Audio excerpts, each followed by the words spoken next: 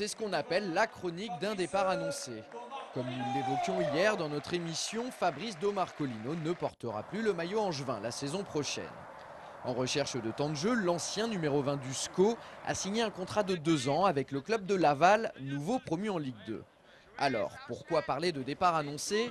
Eh bien, souvenez-vous, au mois de janvier dernier, nous avions sollicité Fabrice afin d'évoquer son statut de remplaçant de luxe cette saison. Lors de cet entretien, l'attaquant de 26 ans, titulaire indiscutable lors des 2 précédents exercices, nous avait confié que sa situation n'était pas évidente à accepter et qu'il envisageait de quitter Angers si son statut restait le même.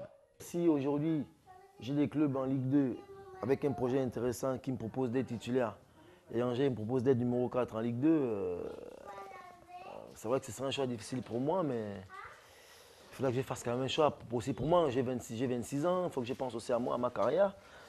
J'ai des ambitions personnelles, donc il faut que je pense aussi à un moment donné à moi, même si c'est vrai que le projet, l'ambition du club m'intéresse vraiment. C'est pour ça que je suis venu ici, mais je n'ai toujours pas lâché par rapport à ça. Mais à un moment donné, il faut que je prenne la décision de penser aussi à moi. Donc c'est vrai que si il y a un choix à faire entre un numéro 3, 4 en Ligue 2 à Angers, numéro 1 ou 2 National Club en Ligue 2 ambitieux aussi, je mettrai assis avec le coach et les dirigeants et mon agent, on va discuter tranquillement. Il n'y a pas de souci.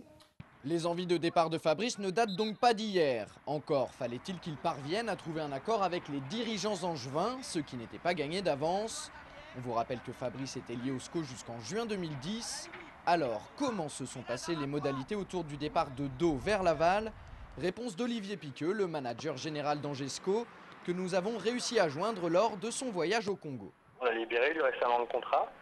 Alors on a quand même fait un accord entre nos 2 clubs au cas où effectivement Fabrice devait être transféré dans les années où il serait sous contrat avec Laval.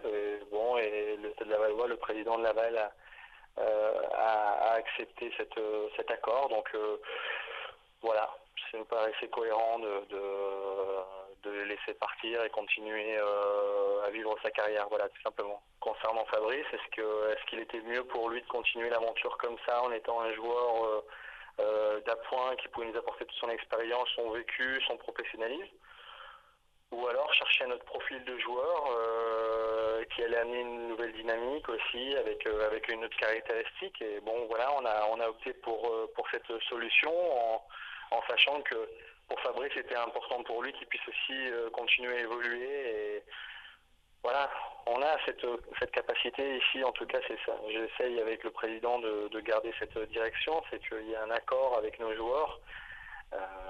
Voilà, mais il faut qu'on continue à avoir envie de porter le maillot du SCO d'Angers. Et ça, c'est la base de tout. Alors Fabrice était très très bien ici, il avait envie de continuer l'aventure, il avait envie d'avoir du temps de jeu supplémentaire. C'est pas notre façon de travailler. Avec Jean-Louis Garcia, on crée un effectif, mais on ne donne pas de temps de jeu avant de commencer. Donc voilà.